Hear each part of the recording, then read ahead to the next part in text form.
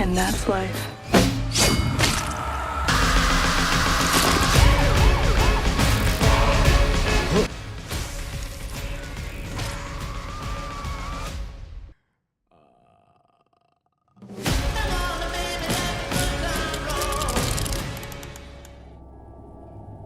ये मूवी एक सिंपल सी टॉय की है, लेकिन ये खिलौना कोई सिंपल या शरीफ नहीं है, बल्कि बहुत ही ज्यादा खतरनाक, खौफनाक, तबाही मचाने वाला खिलौना है, जिसने हर तरफ तबाही मचा दी थी। लोगों को बहुत ही बुरे तरीके से मार रहा था। सिर्फ इस एक खिलौने ने ही लोगों का जीना मरना हराम कर दिया था। ये खिलौना कहां से और कैसे आया, इसके लिए हम मूवी की स्टोरी को देखते हैं।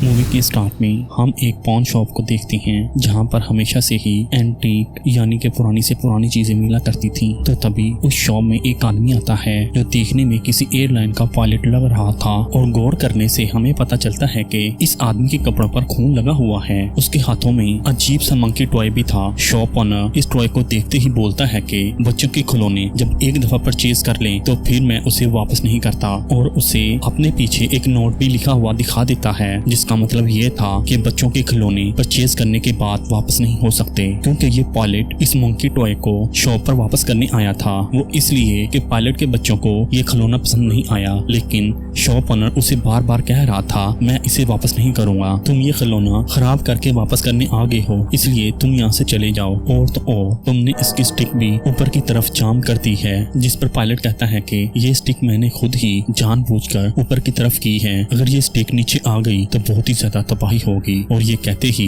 मंकी की स्टिक नीचे हो जाती है और ड्रम पर बजने लगती है, और ये देखकर पायलट एकदम से घबरा जाता है और पीछे हटने लगता है, और मंकी टॉय लगातार ड्रम बजाने लगता है, और ड्रम बजाते हुए वो टॉय अचानक से रुक जाता है। पायलट अचानक से इधर उधर देखता है जैसे कुछ होने वाला हो, तो ये देखकर शॉप ओनर कहता है कि मुझे तो इस टॉय से कोई भी प्रॉब्लम नहीं लगती। और तभी वहाँ पर एक शेल्फ पर एक चूहा वहाँ पर बंधी हुई एक रस्सी को काट देता है, और ये रस्सी एक कुल्हाड़ी से बंधी हुई थी, और वो कुल्हाड़ी गिरती है फिश हॉर्नेट पर, और फिर फिश हॉर्नेट जो तीर जैसा ही था वहाँ से निकलकर सीधा जाकर शॉप ओनर को लगता है, और वो तीर शॉप ओनर के पेड़ को चीरते हुए आर पार हो जाता है, और इससे पायलट बार बार बच जाता है। और लास्ट टाइम फिर से मंकी स्टिक से ड्रम को बचाता है, तो वही चीज जो उसके पेड़ में घुसी थी, यानी कि तीर, वो उसके पेड़ को चीरते हुए उसकी आंखें खींचते हुए वापस बाहर निकलता है, और शॉप ओनर की वहाँ पर ही बहुत बुरी तरह से डेथ हो जाती है। और इस सीन से हमें पता लग जाता है कि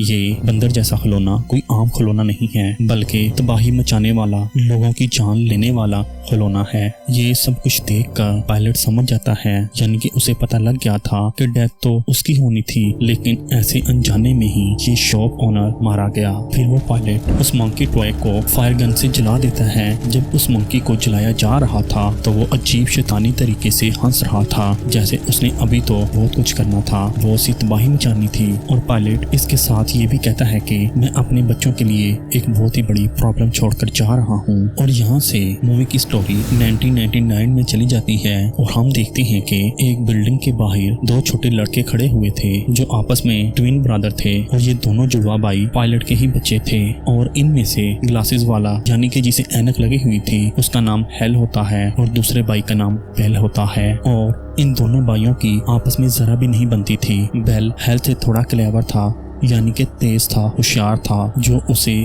हर वक्त किसी न किसी बात को लेकर परेशान करता रहता था। और ये दोनों भाई इस बिल्डिंग के बाहर अपनी मॉम को किसी के साथ डांस करता हुआ देख रहे थे, और इनकी मॉम का नाम लॉयस शेलबर्न होता है। अब लॉयस अपने बच्चों के साथ गाड़ी में बैठी हुई थी, और उन्हें बताती है कि तुम्हारे डैड सिगरेट लेने गए थे और फिर कभी भी वापस नहीं आए, और साथ में ये भी कहा कि तुम लोगों के पापा हर ट्रिप से आने के बाद यादों को अलमारी में संभाल कर रखते थे। अब वो अलमारी और उसमें पड़ी हुई चीजें तुम दोनों की हैं, लेकिन वो अलमारी इनके लिए कबाड़ थी। फिर भी वो जाकर देखते हैं कि शायद उसमें से इनके काम की कोई चीज मिल जाए। तो अलमारी में से हेल को एक बॉक्स मिलता है जिस पर लिखा हुआ था ऑर्गन ग्राइंडर मंकी। हेल उस बॉक्स को खोलता है और देखता है कि उसमें एक मंकी टॉय था। तो बेल वो टॉय हेल से छीन लेता है क्योंकि वो काफी तेज तरार था, और हेल बॉक्स को उल्टा करके देखता है जिस पर लिखा हुआ था कि चाबी कमाओ और फिर देखो क्या होता है। है जहाँ पर बेल हेल से पूछता है कि क्या होगा अगर तुम चाबी घुमा दोगे, लेकिन हेल उसे चाबी घुमाने से मना कर देता है। तो फिर बेल उसे गुस्से से कहता है कि हमारे डैड की डेथ हो गई है तो अपने डैड का असली वारिस मैं हूँ ना कि तुम, इसलिए ये टॉय मेरा ही है। तो बेल हेल से मंकी टॉय छीनता है और उसकी चाबी को घुमा देता है और देखता है कि मंकी टॉय एकदम से अजीब सी स्माइल करता है और साथ ही अपनी स्टिक को ऊपर उठाता है, लेकिन वो फिर वहाँ पर ही रुक जाता है। और बेल ये देखता है कि ये टॉय तो खराब है, इसलिए ये टॉय तुम ही रखो। और वो टॉय हेल को देकर वहाँ से चला जाता है। और फिर अगली ही सुबह बेल और हेल अपनी नानी के साथ आउटिंग पर जा रहे थे और इनकी मॉम इन्हें सी ऑफ करने आती है। तो अब जैसे ही हेल कार का डोर ओपन करता है तो वो देखता है कि इनसे पहले वो मंकी टॉय कार के अंदर ही था और उसे देखकर हेल एक सेकंड के लिए रुक जाता है। और फिर ये दोनों एक रेस्टोरेंट में चले जाते हैं और सामने ही एक आदमी शेफ इन लोगों के सामने कुछ बना रहा था और यहाँ पर ये तीनों खूब एक्साइटेड थे और खुश भी। और वो मंकी टॉय बाहर कार में ही था। तो तभी मंकी टॉय एकदम से ड्रम बहुत ही तेजी से बजाने लगता है और रेस्टोरेंट में वो शेफ जो इन तीनों के लिए खाना बना रहा था और बाहर कार में मंकी तेजी से ड्रम बजाता जा रहा था। तो तभी हेल को कुछ फील होता है और तभी वो बेल की तरफ देखता है और वो शेफ जो इन लोगों के लिए खाना बना रहा था वो हवा में छुरी को उछालता है और यहाँ पर बैठे हुए किसी को भी पता नहीं चलता कि नानी की गर्दन कट कर नीचे गिर जाती है। और ये देखकर सभी लोग बहुत ही डर जाते हैं। इसके बाद हम नानी के फिनर को देखते हैं और फादर बताता है कि एनी विंकर्स यानी कि नानी की डेथ एक्सीडेंटली हुई है और साथ में ये भी कहता है कि एक न एक दिन हम सबको मरना है। लेकिन यहाँ पर हेल को पता लग गया था कि उसकी नानी की डेथ एक्सीडेंटली नहीं हुई बल्कि उसे मारा गया है। फिर हम हेल और बेल को अपनी मॉम के साथ कब्रिस्तान में देखते हैं। हेल और बेल नानी की डेथ से बहुत ही ज्यादा सैड थे। तो इनकी मॉम अपने बच्चे को समझा रही थी कि उदास मत हो, एक न एक दिन हम सबको मरना है। अब ये तीनों रात को अपने घर में डांस कर रहे थे और ये डांस बहुत ही अजीब लग रहा था और ये डांस इसलिए कर रहे थे ताकि इनका स्ट्रेस थोड़ा कम हो। और फिर हेल एक रूम में जाता है जहाँ पर वो मंकी टॉय से पूछता है कि क्या जो कुछ हो रहा है इसके पीछे तुम्हारा ही हाथ है। अभी ये मंकी टॉय से बात कर ही रहा था कि उसका भाई बेल यहाँ पर आ जाता है और उसे परेशान करने लगता है। तो हेल उसे मंकी के बारे में बताता है कि मैंने तो इसे खुद घर में रखा था तो ये फिर कैसे कार में आया और मैंने खुद रेस्टोरेंट के बाहर कार में बैठे हुए मंकी से ड्रम बजाने की आवाज सुनी और फिर उधर ही हमारी नानी की डेथ हो गई। बेल ने उसकी ये बात सुनकर उसका मजाक बनाया और अगले ही दिन उसके लिए और भी बड़ा मसला बना दिया कि बेल ने उसकी ये मंकी वाली स्टोरी पूरे स्कूल में मशहूर कर दी, जिसकी वजह से उसका बहुत ज्यादा मजाक बना था और उसे शर्मिंदगी महसूस हुई थी। अब क्लास के बाद हेल अपने कुछ दोस्तों के साथ स्पोर्ट्स कॉम्प्लेक्स में होता है तो वहाँ पर कुछ लड़कियां केले और अंडे लेकर आती हैं और इन लड़कियों को भी बेल ने ही बेचा था और वो लड़कियां हेल के कपड़ों के साथ साथ उसे भी गंदा कर देती हैं। और अब हेल को भी अपने भाई पर बहुत ही गुस्सा आ गया था, इसलिए वो जल्दी से घर आता है और अपनी मॉम से बेल की कंप्लेन करता है। और हेल की मॉम को इस बात की कोई भी फिक्र नहीं थी कि इनकी बच्चों की लाइफ में क्या चल रहा है या क्या हो रहा है। लेकिन जब उसकी मॉम उससे खाने का पूछती है तो हेल गुस्से से चलाते हुए अपनी मॉम को अपने लिए खाना बनाने से रोक देता है। अब हेल अपने रूम में आता है तो वो देखता है कि वो मंकी उसके बेड पर है और वो मंकी के पास आकर कहता है कि उसका ये हाल उसके भाई बेल ने किया है, इसलिए तुम मेरे भाई को मार दो। और वो मंकी की चाबी को घुमा देता है और मंकी ड्रम बजाना स्टार्ट कर देता है। और इस दौरान ही बेल घर में आता है और अपनी मॉम को खाना बनाने का कहता है और हेल अपने रूम में मंकी के सामने खड़ा है और मंकी लगातार ड्रम बजाए जा रहा है। और उधर बेल अपनी मॉम के पास ही था। जब वो अपनी मॉम से खाने के लिए पूछता है तो वो देखता है कि उसकी मॉम के सर से खून निकल रहा है, जिसे देखकर बेल चिल्लाता है कि ये क्या हो रहा है। और बेल की आवाज हेल तक जाती है, जिसे सुनकर हेल डर जाता है और मंकी का ड्रम बजाना भी बंद हो जाता है। और फिर एकदम से बेल के सामने ही उसकी मॉम नीचे गिर जाती है और मर जाती है। अब हम बेल और हेल की मॉम का फिनर देखते हैं तो डॉक्टर के अकॉर्डिंग बेल की मॉम की डेथ ब्रेन हेमरेज की वजह से हुई है। लेकिन हेल को ये सच्चाई पता थी कि उसकी मॉम की डेथ उसकी एक गलती की वजह से हुई है, क्योंकि उसने मंकी ट्रे की चाबी घुमा दी थी। और यहाँ पर फिनरल में अचानक से बेल खड़ा होता है और फादर को चुप करवा कर अपनी मॉम की डेड बॉडी के पास जाकर कहता है कि प्लीज मॉम उठ जाओ, क्योंकि यहाँ पर बेल अपनी मॉम की डेथ को एक्सेप्ट नहीं कर रहा था। वो ये सब कुछ एक ड्रीम ही समझ रहा था। फ्यूनरल के बाद हेल अपने घर की सीढ़ियों में अपने अंकल के साथ बैठा हुआ था, जो हेल से ये कह रहा था कि उनसे जो कुछ भी होगा वो उनके लिए बेस्ट करेंगे। यानी कि बेल और हेल के मॉम डैड अब नहीं हैं, तो इन दोनों को किसी न किसी की कस्टडी में रहना था, तो इसलिए इनके अंकल और आंटी इन्हें लेने के लिए आए थे। अब रात को उड़ने के बाद हेल उस मंकी को निकाल कर गुस्से से काटने लग जाता है, और काटने के बाद वो देखता है कि टॉय के हाथ से खून निकल रहा है, लेकिन वो बहुत हैरान होता है कि एक खिलौने में से खून कहां से आया। लेकिन अभी सिर्फ हेल को टॉय को खत्म करना था, क्योंकि इस टॉय ने ही उसकी मॉम और नानी को मारा था। वो उसके टुकड़े टुकड़े करके एक कचरे के डब्बे में फेंक देता है, और फिर दोनों भाई हेल और बेल अपनी आंटी के साथ रहने के लिए कास्को टाउन में चले जाते हैं। और बेल रास्ते में अपनी मॉम के जाने से बहुत ही ज्यादा दुखी होता है। और अब ये दोनों भाई अपनी आंटी अंकल के घर पहुंच गए थे, और बेल कपड़े चेंज किए बगैर ही लेट जाता है। तो हेल उसे कहता है कि अपने कपड़े तो चेंज कर लो, तो बेल उसे कहता है कि मैं अपने कपड़े चेंज नहीं करूंगा, क्या पता अगला फ्यूनरल कब हो, इसलिए मैं ये कपड़े चेंज नहीं कर सकता। अब इनकी आंटी इनके पास आती है और कहती है कि अब तुम दोनों सो जाओ, लेकिन उन्हें रात का डिनर नहीं देती। और आधी रात को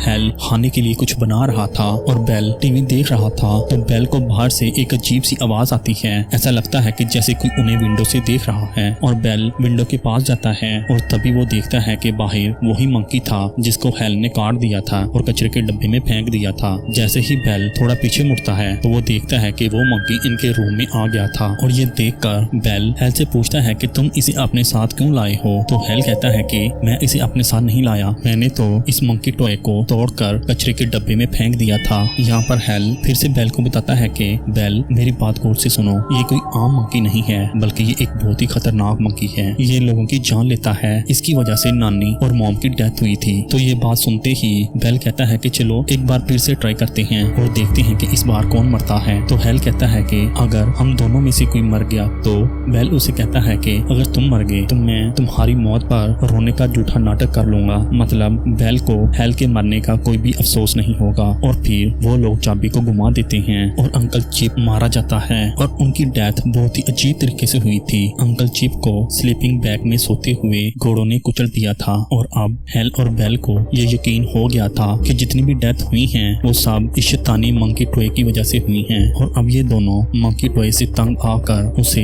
एक बॉक्स में डालकर एक सूखे हुए कुएं में फेंक देते हैं, ताकि मंकी दोबारा से वापस न आ जाए। ऐसा करने के बाद मंकी से होने वाली सारी तबाहियां खत्म हो जाती हैं।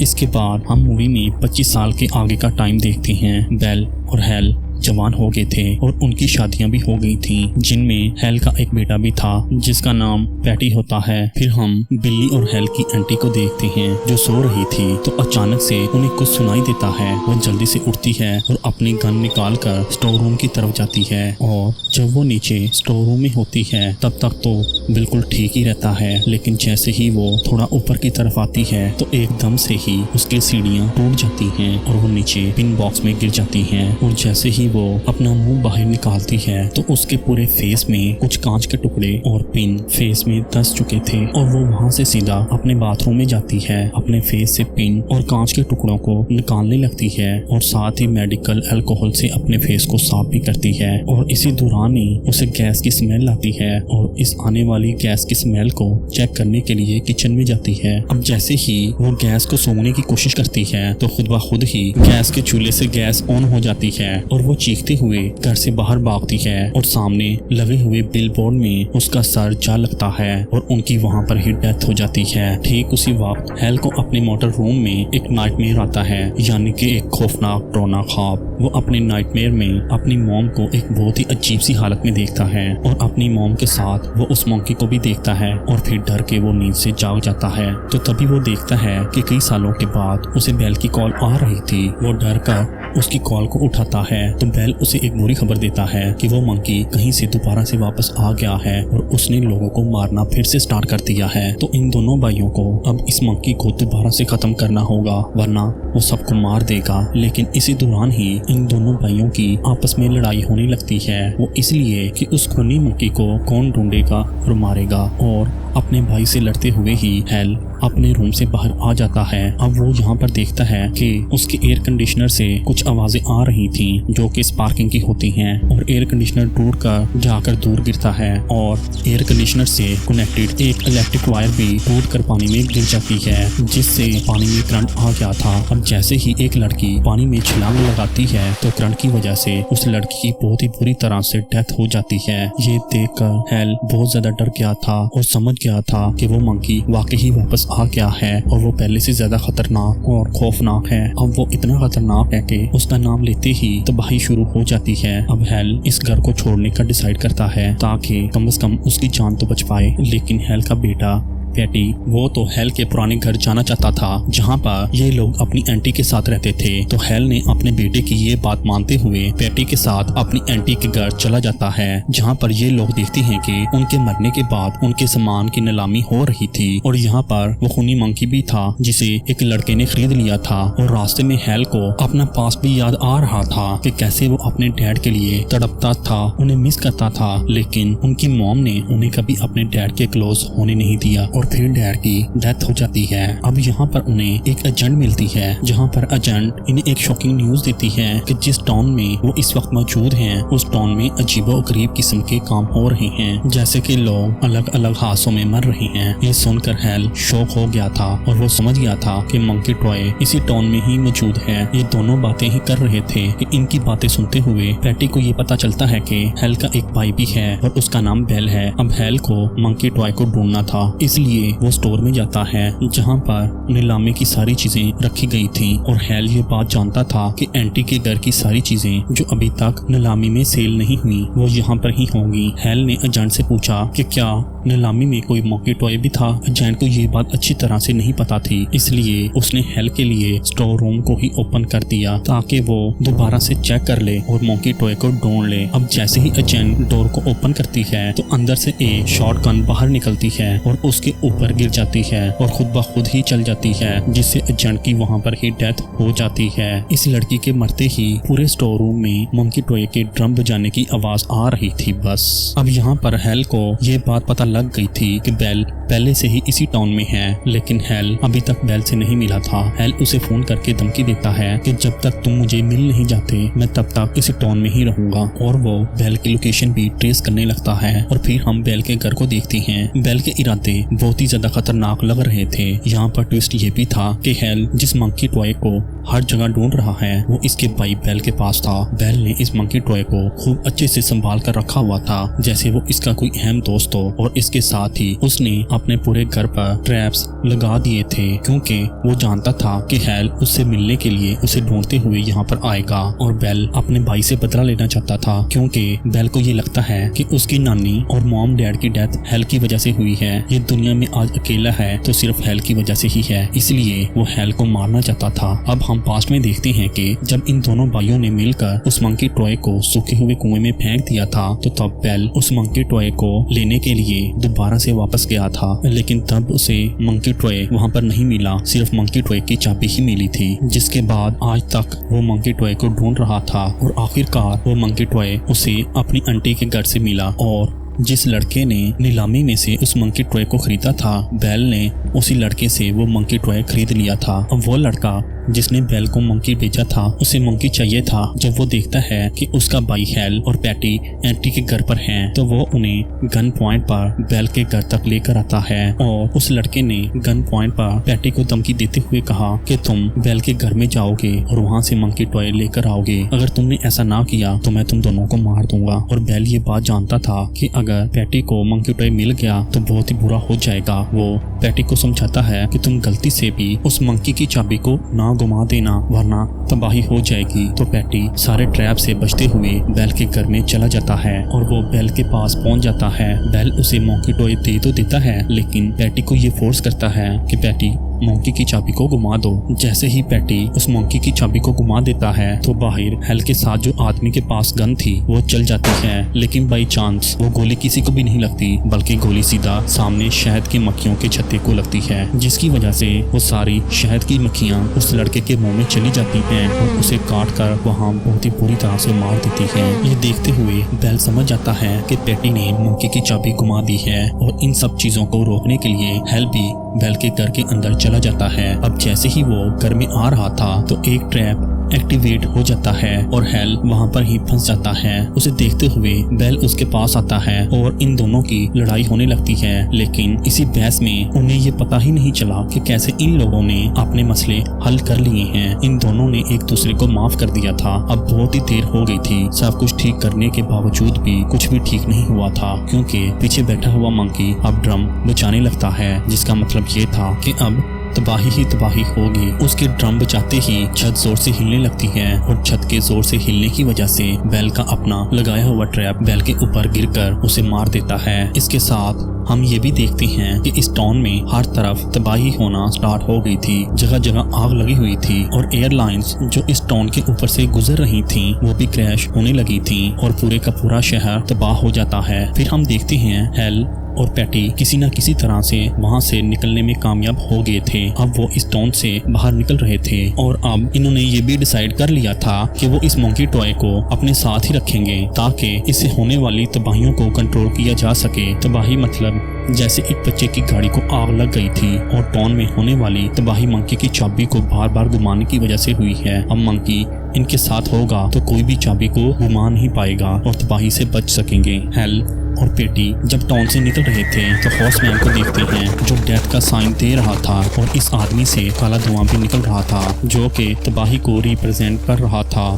और इसके साथ ही ये मूवी यहाँ पर ही खत्म हो जाती है। आपको इस मूवी की एक्सप्लेनेशन कैसी लगी? अपनी राय का इजहार कमेंट सेक्शन में जरूर करें। शुक्रिया।